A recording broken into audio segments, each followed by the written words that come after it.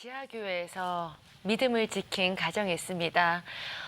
내 그림자도 못 믿는다는 북한인데요.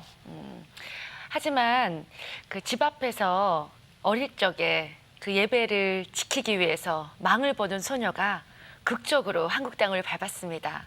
오늘의 주인공 화면을 통해 먼저 만나보시죠. 예수를 믿는 것은 곧 죽음을 의미하는 복음의 황무지 북한. 감시가 삼엄한 북한 지하교회에서 목숨 걸고 4대째 신앙을 지켜온 가족이 있다. 김은진 사모의 가족이다. 증조 할아버지 때부터 시작된 지하교회 예배는 할머니에서 아버지로 이어졌다. 그러나 몰래 예배드리다 발각돼 보위부에 끌려간 증조 할아버지부터 훗날 아버지와 고모까지 다시는 얼굴을 볼 수 없었다. 그 후 남은 가족들은 산골 마을로 추방당했고 끔찍한 고난이 시작됐다. 그러나 하나님의 놀라운 섭리로 그녀는 북한에서 탈출해 한국 땅을 밟는 기적의 주인공이 됐다. 한국에서 시작된 새로운 삶. 북한 이탈주민 지원재단의 전문 상담사로 한국 최초 탈북자들이 개척한 뉴코리아 교회의 사모로 북한 지하교회에서 4대째 신앙을 지켜온 김은진 사모를 만나보자. 극적으로 자유의 몸이 됐죠. 네. 우리 김은진 사모님을 모셨습니다. 안녕하세요. 반갑습니다, 안녕하세요. 사모님. 네, 반갑습니다. 네, 한국에 오신 지 얼마나 되신 거죠, 그러니까? 2005년도에 탈북을 해서 지금 8년째 되어가고 있습니다. 네. 뉴 코리아 교회라 그랬죠. 네. 네, 우리 탈북 형제들이 네. 함께 세운 교회라고 들었는데 교회에 대해서 좀 얘기해 주시죠. 네. 보통 탈북자 교회라고 하면 일반 한국 교회에서 기존에 있던 교회에 네. 북한 이탈 주민들이 가서 신앙생활을 하는 경우가 많은데요. 네. 저희 교회 같은 경우는 남편이 탈북자 사역을 하다가 사임하고 쉬던 중에 이탈 주민들이 가정으로 모여와서 같이 예배드리고 찬양하다가 우리 힘으로 우리 스스로가 교회를 개척해보자 해서 예. 기도하던 중에 네, 교회를 시작하게 북한 되었습니다. 이탈 주민들이 스스로 개척한 최초의 교회이군요. 네, 최초의 교회. 그러면 결혼하시고 나서 집으로 찾아오신 건가요? 네. 신혼집이잖아요. 네, 예. 신혼집으로 와서. 어떻게 교회를 개척할 생각을 다 하셨습니까? 신랑 목사님께서 그 탈북자 교회 전임 사역자로 사역을 하셨어요. 하시다가 건강상의 문제로 사임을 하고 쉬시던 중에 그 성도들이 오셔가지고 이탈 주민들이 집으로 와서 그냥 네. 문병차 왔다가 그냥 우리끼리 예배를 드리면 어떠냐고 우리 스스로 같이 예배를 드리자 해서 서로가 합의를 해서 네, 개척하게 그 되었습니다. 날짜가 8월 15일. 예. 하리로 해방, 광복절날. 네. 광복절 기념으로. 기념으로 예, 개척하게 되었습니다. 그러면 집에서 예배를 드리시는 거예요? 신혼집에서? 네, 지금까지 교회는 집에서 하고 있는데요. 네. 성도들이 지금 미어 터질 지경이에요. 오. 집이 좁아서. 이야. 네, 그래서 지금 하나님께 예배당을 주시라고 기도하고 있습니다. 4대째 기독교 집안이라고 들었거든요. 네. 그러면 뭐 증조 할아버지 때부터 네. 그 계속 예배를 드리신 건데 네. 어떻게 해서 그 예배를 계속 섬기게 되셨는지 좀 얘기 좀 해주세요. 예, 제가 태어났을 때는 할머니, 중조 할아버지와 할아버지는 친할아버지는 돌아가시고 안 계셨고요. 붙잡혀 가시고 네. 안 계셨고 할머니만 계셔서 제가 얘기를 하면 할머니에 대한 기억밖에 없어요. 보신 분들밖에는 제가 아는 게 없기 때문에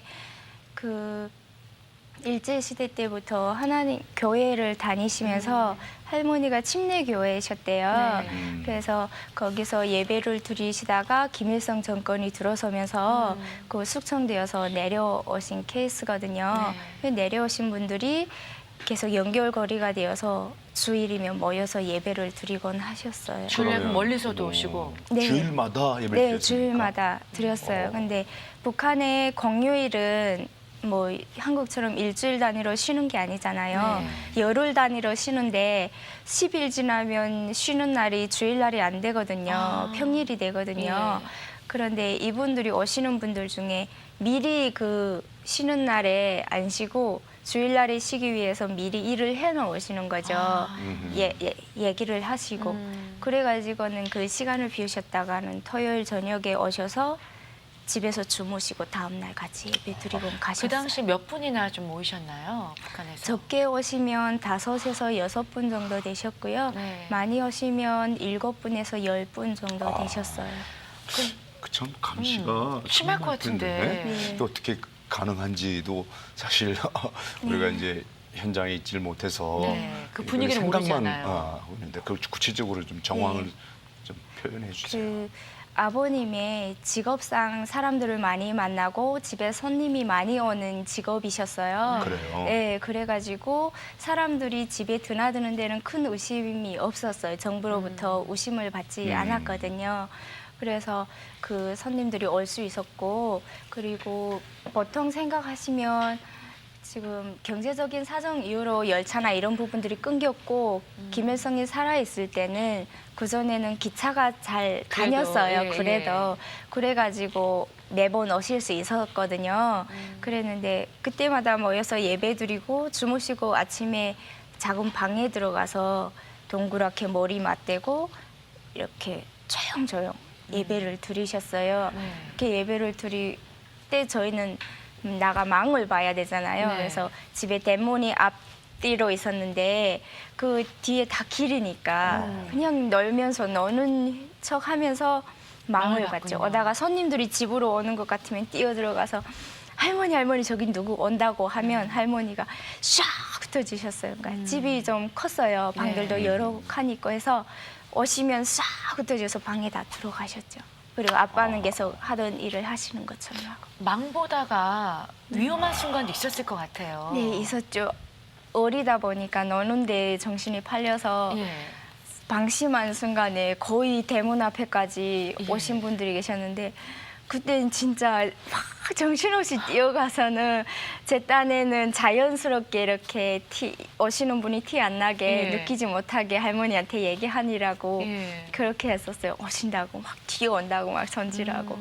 네. 그러면 예, 주일 예배를 드렸다고 했는데 네. 5시든 뭐 3시든 주일 공동 예배가 아니겠습니까? 네. 예배 인도자가 있었을 텐데 네. 누가 예배 인도를 했습니까? 할머니가 예배 인도를 하셨어요. 네. 예. 할머니께서. 네. 할머니의 성경이 한자어로 대신 옛날 성경이 있었는데요. 아빠한테는 저 한글 성경이 있었고 그래서 할머님이 그 성경책을 보시면서 말씀을 전하시곤 하셨습니다. 그러면 뭐 말씀 전할 때는 또 소곤소곤하겠지만 찬양을 또 드려야 되잖아요. 네, 네. 찬양은 어떻게 또 들으셨어요? 찬양도 거의 다 이렇게 조용조용. 음. 예.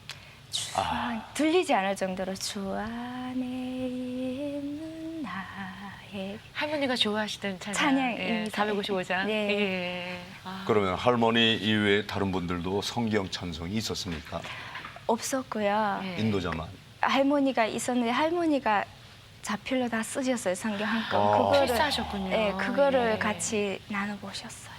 그렇군요. 그래서 다음 주일날 갔다가 오실 때는 그 책이 북한 건 이렇게 한 건씩 있으니까 네. 한 건을 가져가 보고 오시면 이쪽 분들이고 또 받고 이렇게 가져가 보시고. 보통 이제 집에 성경책이 있으면 들키면 안 되잖아요. 네. 어떻게 몰래 숨겨놓으셨어요? 네, 할머니가 그 광주리 바구니에다가 양말이랑 네. 이렇게 다 넣고 그 밑에 성경 이렇게 보에다 싸서 네. 얘 밑에 놓고 양말에 헝겊들을 천조가리들을 올려놓고 그렇게 계셨어요. 그래서 창문 밑에 그거 항상 구석에 넣고 있었는데 할머니가 돋보기 끼시고 그걸 성경을 이렇게 꺼내놓고 보시다가는 손님이 들어오는 인기척 나면 놓고 양말 다 넣고 바구니 이렇게 옆에 놓고. 그랬군요. 네.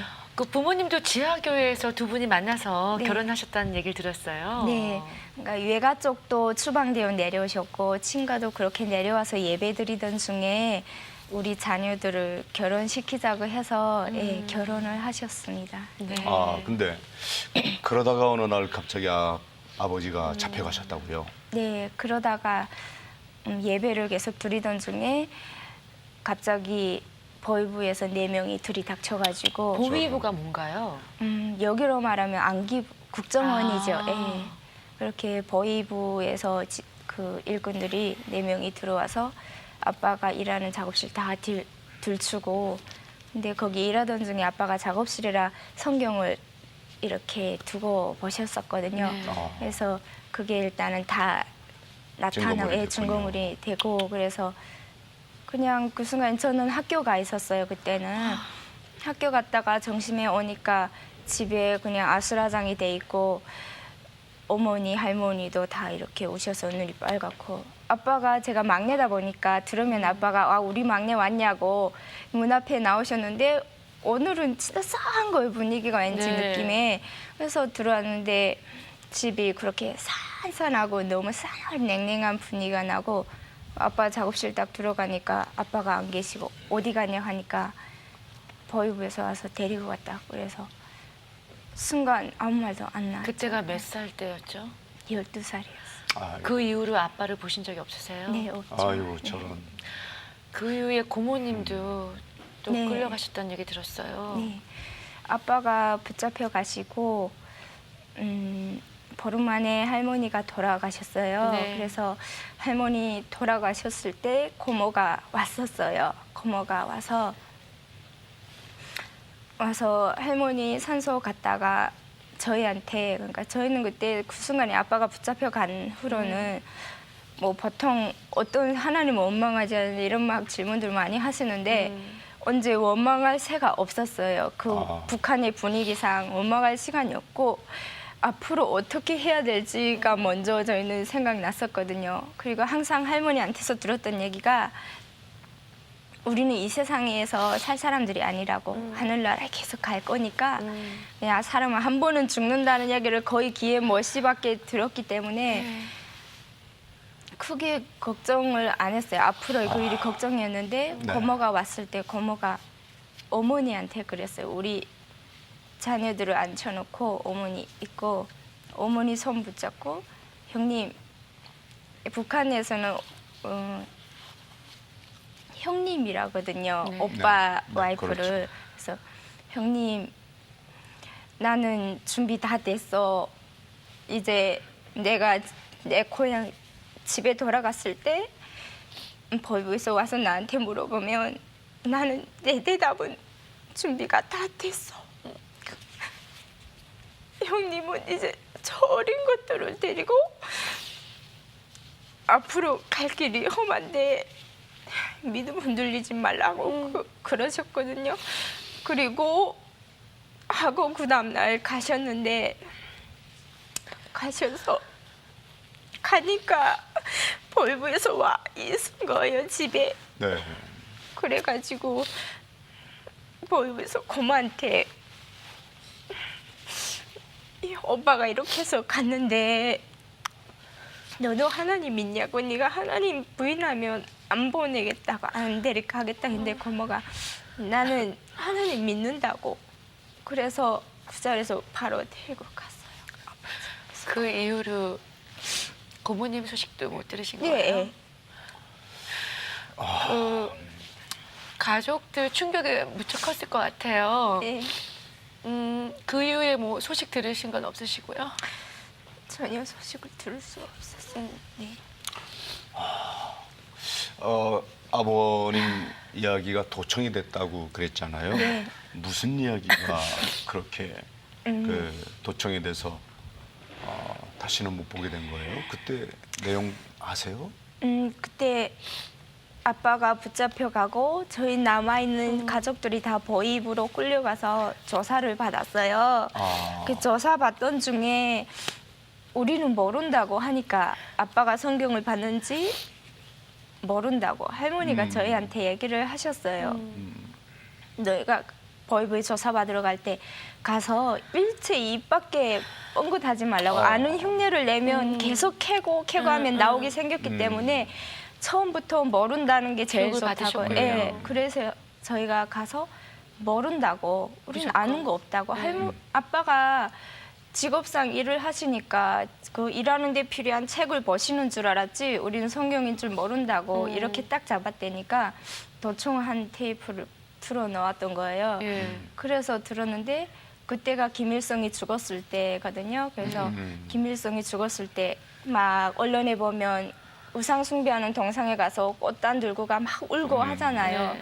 그것처럼 저희한테 아빠가 저희도 갔었어요. 학교에서 학생들 다 데리고 선생님들이 데려가서 따라는 갔었는데 갔다 오니까 아빠가 그래 가서 너네도 울었니? 이렇게 아빠가 물어보셨어요. 네. 그래서 저희가 한 대답이 아니 왜 울어? 눈물이 나와야 울지? 이렇게 했는데 이 내용이 다 된 거죠. 녹음되고. 그리고 어디 가게에다 그러면 도청을 해놨던 거예요? 집에다가. 집에다가. 예. 거기다 저희 집에 옛날 시계가 있었어요. 뭐 시간이 되면 그 시간에 맞춰 땡땡 그 시간 수만큼 네. 7시면 7개 종을 치고 하는 그 시계가 있었는데 그렇게 얘기를 한 다음에 땡땡 시계를 치고 집에 시계 소리도 들리고 그렇게 도청이 되어 있더라고요. 사모님, 할머님에 대해서 좀 더 저희가 잘 듣기를 원합니다. 할머니는 어떤 분이셨나요? 저희 할머니는요, 아버님이나 그 자녀분들이 용돈을 주시고 어머님께 돈 드리고 하시면 그 돈을 다 꼬깃꼬깃 이렇게 접어 모으셨다가 본인은 무릎이 나온 바지 이렇게 다 기어서 양말도 몇 개 더띠더띠 기어 신으시면서도 본인한테는 돈을 1푼도 안 쓰셨어요. 그렇게 다 모으셨다가는 예배드리러 오셨다가 가시는 분들께 차비로 쓰라고 11조를 이렇게 해서 계속 주셨어요. 그래요. 네, 그럼 그 형편에서도 11조를 꼭 들으셨군요. 네. 그렇게 하셨어요. 그 할머님에게 또 찬송을 배웠다고요. 네, 할머니가 할머니께, 가르쳐준 찬송, 제일 생각나는 찬송이 뭐예요? 네, 455장 주 안에 있는 나에게인데요. 네, 여기 한국 교회에서는 막 즐겁게 그냥 부르잖아요. 이 가사를 음미하면서 울며 부르는 사람이 몇 명이나 되겠어요. 근데 진짜 북한에 있을 때는 가사 하나하나가 저희 마음이었기 때문에 그래서 진짜 네, 참 많이 불었던 것 같아요. 네, 소리 내서 울면서.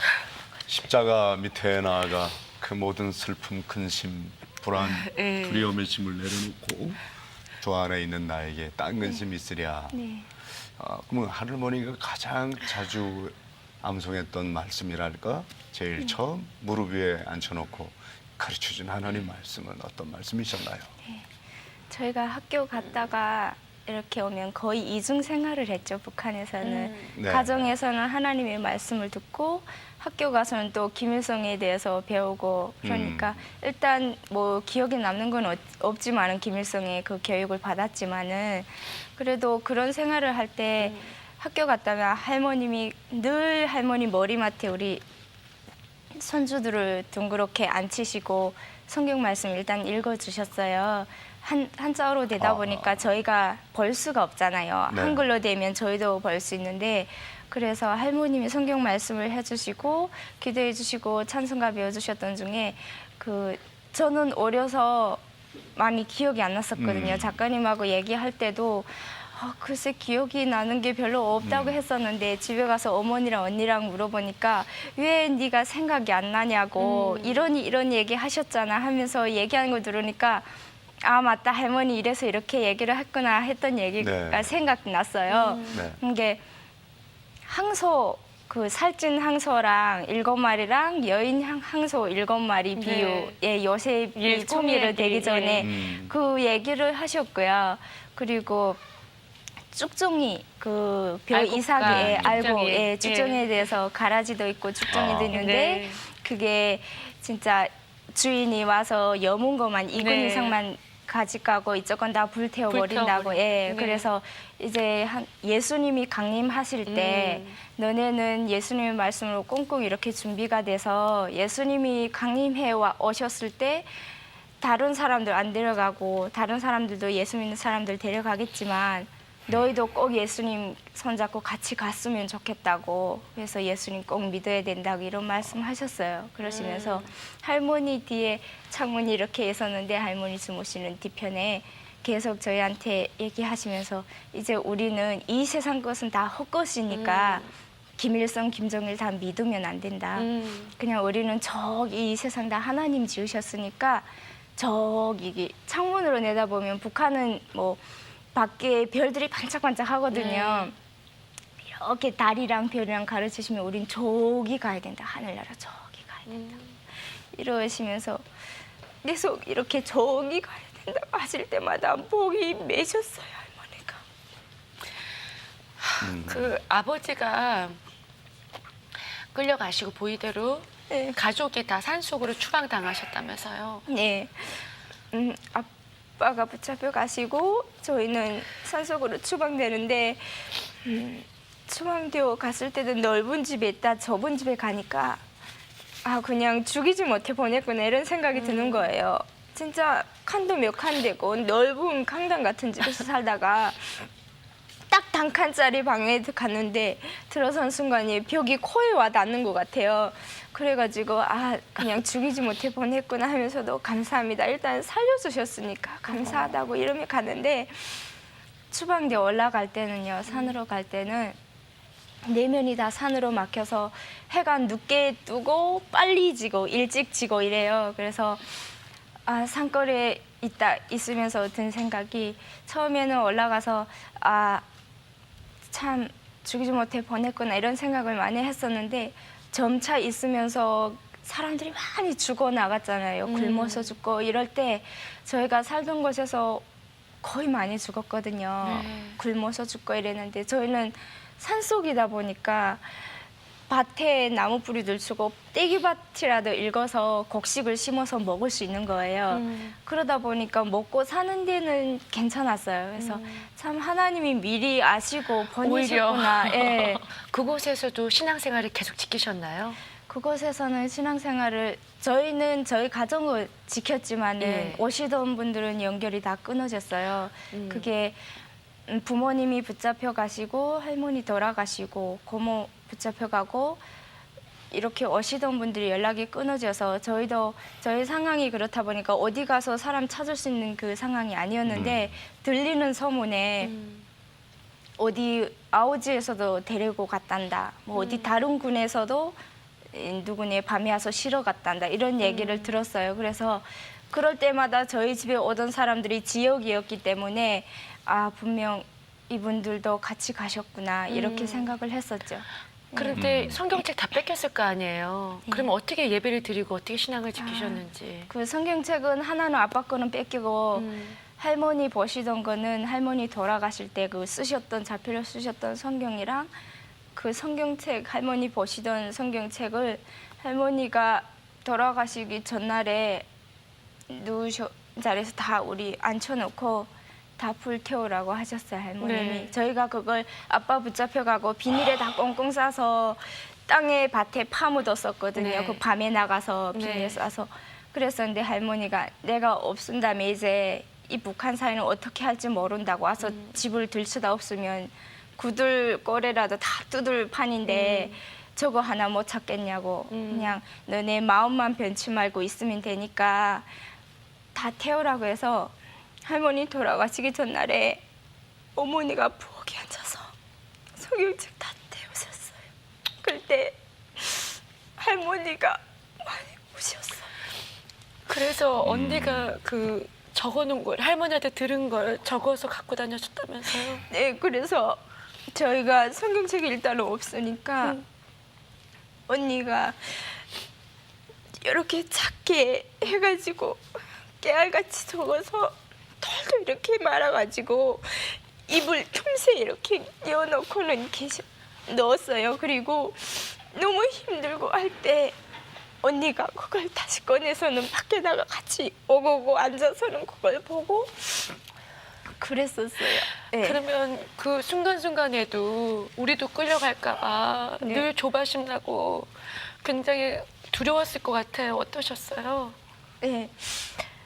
들리는 소문에 이제 거의 또 보면 그 어느 사람이 잘못해서 정치범으로 끌려가거나 하면 그 가족을 밤에 지도새도 모르게 쉬러 갔어요. 다음 날 눈 떠보면 아, 저 집 없어졌다 이렇게 했었거든요. 그래서 분명 들리는 소문에 또 이제 쟤네도 데리고 간다. 쟤네 가정도 이제 데리고 가는데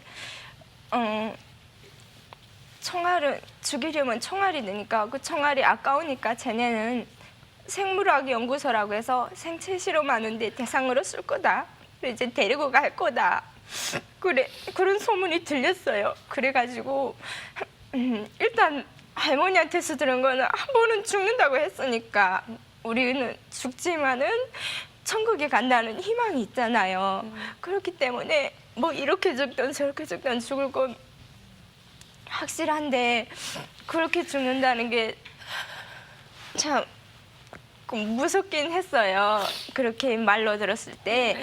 근데 더 공포스러웠던 거는 밤이면 차 소리가 부릉부릉 들렸거든요. 그럼 북한은 차가 많지 않잖아요. 그 더구나 산골이고 시골에 차들이 크게 올리렸거든요. 그래서 밤에 어두워져서 차 소리만 나면 다 자려고 누웠다가도 아우 때가 됐나 보다. 우리 지르러 왔나 보다.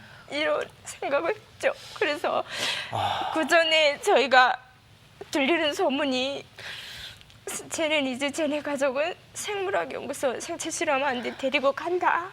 그렇기 때문에 어떤 사람들은 아침에 일어나면 저희 굴뚝만 본다고 했거든요. 연기 안 나면 쉬러 간 거라고.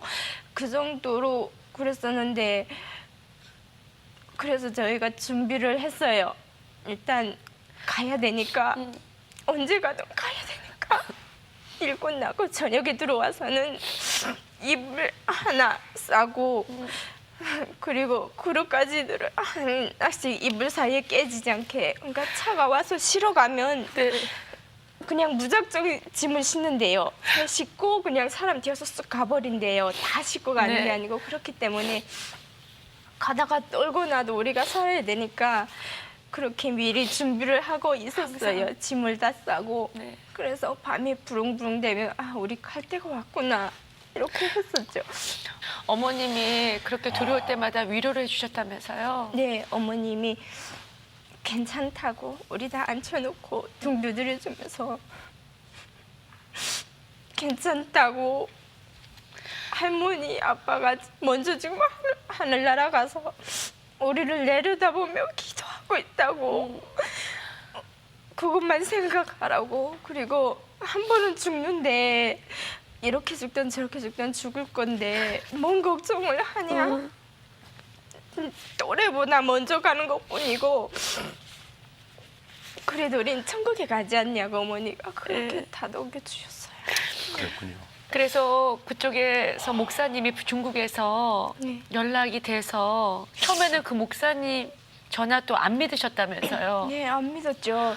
기존에 부모님이 살아 계실 때 저희 집에 왕래하던 중국 목사님이 계셨어요. 중국 목사님. 네, 조선족 목사님이 계셨는데 목사님이 저희 소식을 듣고 탈북자들을 중국에 들어와 있는 탈북자들을 통해서 저희를 찾아달라고 보내신 거예요. 네. 그래서 집에 탈북자가 왔는데 저희는 북한 보위부에서 감시를 하는 줄 알고 또 이렇게 그 덫에 걸릴까봐 네, 덫인 줄 보위부에 알까봐. 덫인 줄 알았죠. 네.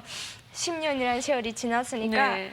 얘네는 어느 정도 정신 상태가 바뀌었나 안 바뀌었나 또 보는 덫인 네. 줄 알고 네. 안 믿었어요. 안 믿고 우린 모른다고. 중국에 아는 사람도 없고 그런 사람은 모른다고 계속 보냈었죠. 근데 어떻게 전화를 받게 되셨어요? 받게 된 거는 북한이 믿줘야 번전이다고 계속 그 자갈길을 그 험한 3-4시간을 걸어서는 오셨거든요. 여자분이. 네. 30대 아가씨였어요. 네. 그래서 밤에 나가서 받았죠. 그 전화만 해보라고. 네. 전화 통화해보면 확인되지 않겠냐. 그래서 밤에 이렇게 했는데 전화가 있었나요? 그 그분이 중국에서 중국에서 목사님 통해 가져왔구나. 가지고 나오셨어요. 예, 핸드폰으로. 예, 예. 예. 그래서 그 전화를 하려고 하니까 저희 동네가 산골이잖아요. 네. 산으로 막히다 보니까 잘안 신호가 안 터지죠. 가는 거예요. 예. 그래서 밤에 산 꼭대기로 올라갔어요. 올라가가지고 전화를 했는데 목사님이 내다고 내다 그러면서 잘 지내냐 이러시면서 물으셨는데 그때까지도 못 믿었죠. 근데 저희 어머님 이름이 유별나세요. 그래가지고 어머니 이름을 물으셨어요. 그러니까 목사님도 저희 집에 조선에 나왔을 때 어머니 이름이 제일 기억에 남으셨었나 봐요. 네. 이름이 특이하시다 보니까 그래가지고 이렇게 전화해서 엄마 이름을 제일 먼저 물어보셨는데 예. 택할택의 언약 약자예요, 어머니. 아, 예, 택약.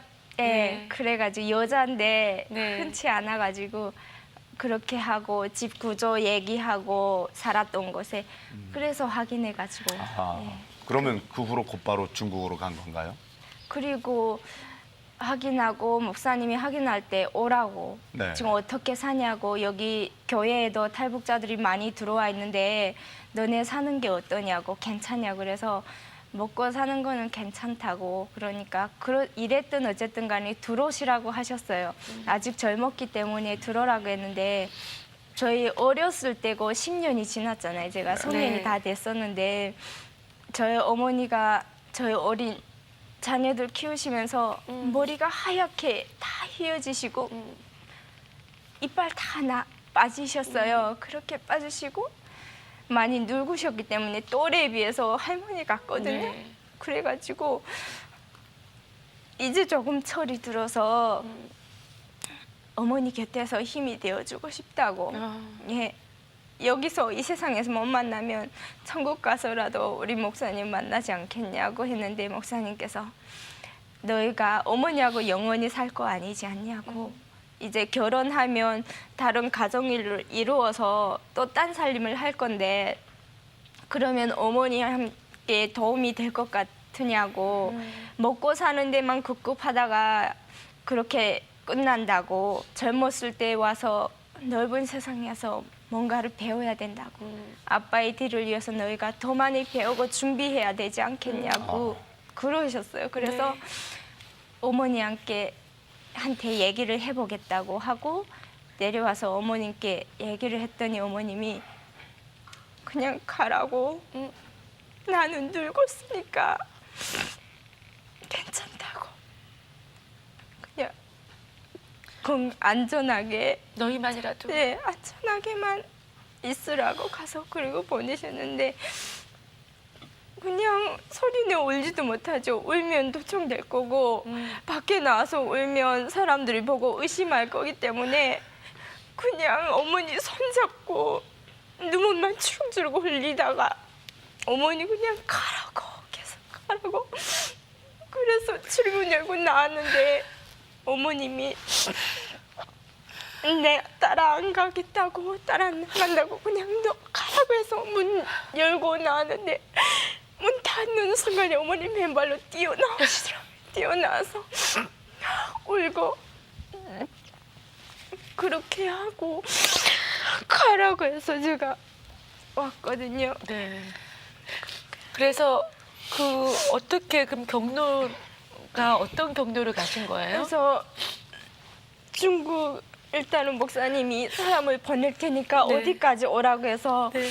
그날 김일성이 생일이었어요. 네. 그래서 공휴일이 아니면 제가 일하는 데서 빠지기 어려우니까 네. 김일성이 생일날에 쉬는 날이니까 먹을 거 구하러 식량 구하러 간 친척집에 간다고 거짓말하고 길을 떠났거든요. 그래서 목사님이 어디까지 오라는 곳에 갔죠. 그냥 걸어서 북한은 다 걸어가니까. 네.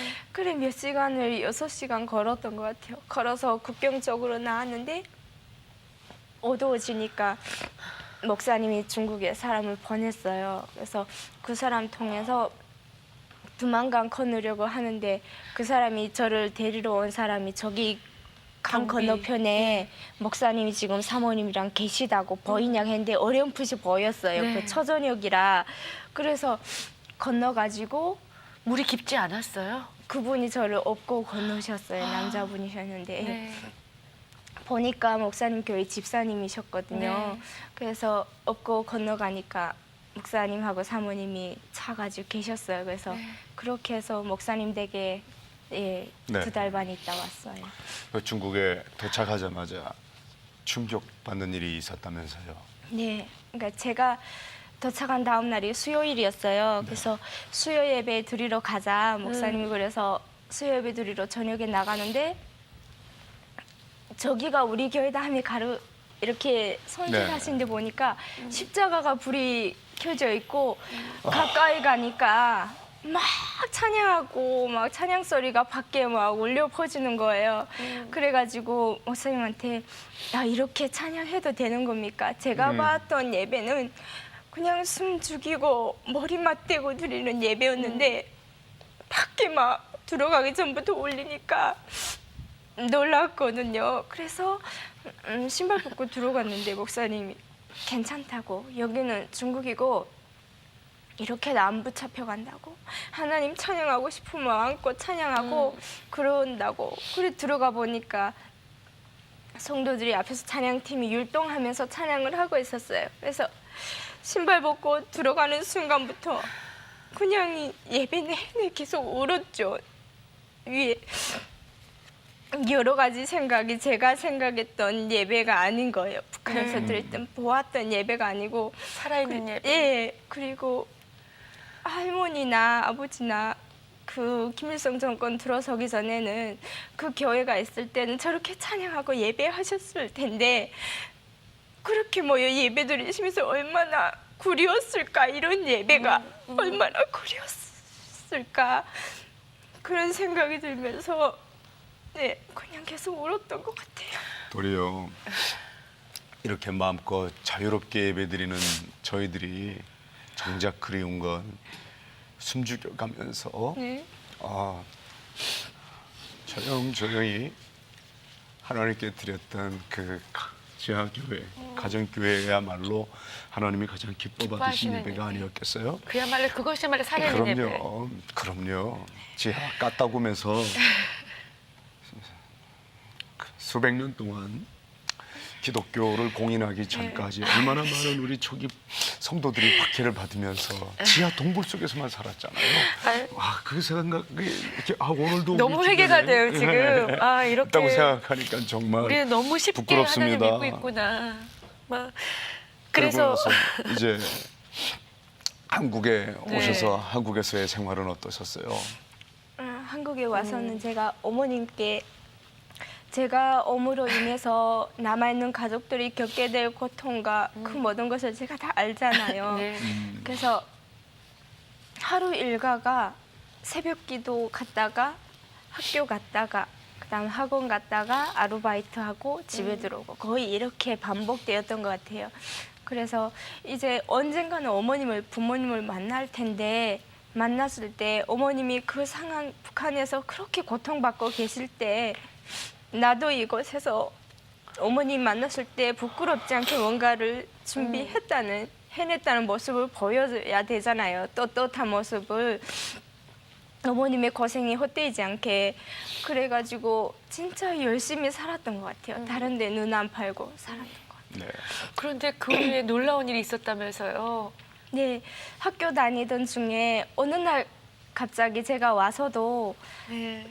거의 북한 이탈 주민들이 한국에 와서 하는 일 중에 하나가 제일 처음 하나원 나와서 하는 중에 하나가 가족을 데려오는 일이거든요. 네. 저도 오자마자 기도는 하고 있지만은 저희 인간적인 방법을 동원해서 데리고 오려고 사람 보내고 연락을 하고 했어요. 근데 그때마다 하나님께서 자꾸 막으시더라고요. 접근을 못하게.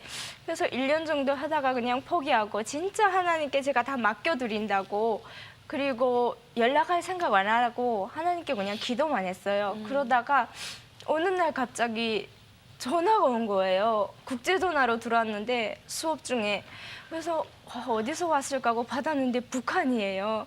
그래서 보니까 내다고 어머니가 네, 어머니 전화가. 그래서 지금 내 국경에 와 있다고. 네. 가족들 같이 국경 와 있다고. 그래서 어떻게 하냐 나오려고 지금 와 있다고. 그래서 오늘 저녁에 내가 넘을 것 같아. 그래서 순간 너무 놀랐어요. 네. 그래서 어머니 동생이랑 같이요? 네. 그래가지고 어머니 너무 좋아가지고 제가 시험 기간이었지만 네. 막 시험 공부가 집중이 안 되는데 믿기지가 않았어요. 그죠? 네. 그것도 1, 2년이 지난 후에 갑자기 연락이 와가지고 그래서 어머니가 오늘 넘으니까 좀만 참으라고 그래서 제가 알았다고 하고 전화 끊고 새벽에 넘는다고 해서 그 시간을 기다렸어요. 기다리는데 전화가 온 거예요. 새벽 2시에.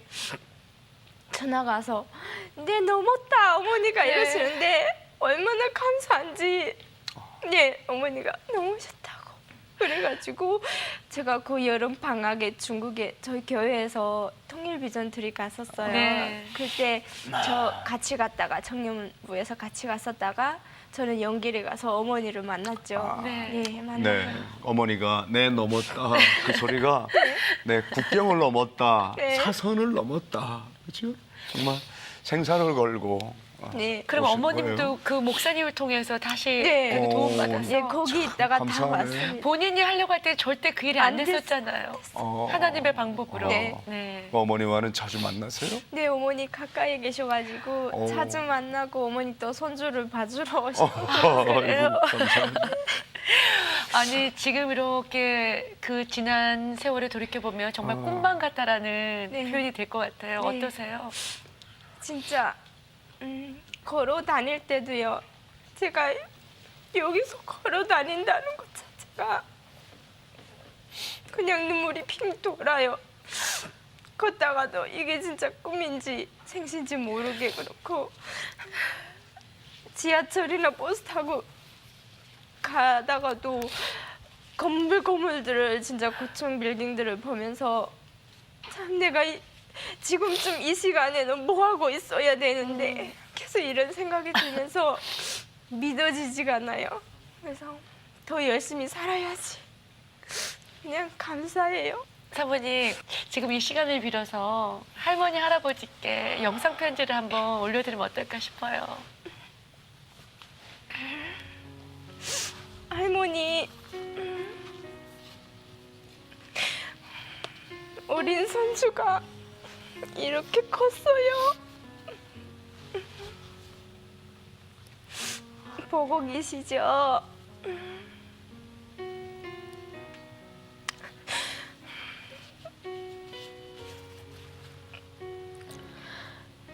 많이 보고 싶고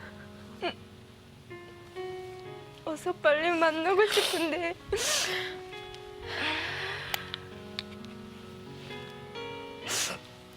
그래도 건강하게 잘 지내고 있으니까요. 할머니야 아빠의 기도 덕에 잘 지내고 있어요. 그리고 그곳에서 생각지도 못했던 한국 땅에 와서 내가 하고 싶은 일도 하고 북한에서 그 핍박 가운데서 서로 마음 놓고 가정이 얘기도 잘 못 나누고 얘기하려고 해도 밖에 나와서만 조용조용히 얘기를 했어야 했는데 이젠 가족들이 다 함께 모여서 함께 얘기도 나누고 어머니도 건강이 많이 좋아지셔서 잘 지내고 있어요. 저희가 천국 갈 때까지 만나는 그날까지 저희도 열심히 기도할 거고요. 할머니도 하늘나라에서 넣을 수 없는 저 북한 땅을 위해서 같이 우리 기도를 해요, 할머니. 북한에선 사랑한다 말도 못하는데 어색하고 그랬었는데 할머니 존경하고 사랑합니다. 네, 할머니가 너무 기뻐하실 것 같아요. 그럼요. 분명한 것은 이렇게 남한 땅에 와서 네. 자유롭게 예배드리고 또 이렇게 우리 새롭게 하소서에 와서 이 신앙을 간증할 수 네. 있었던 것은 네.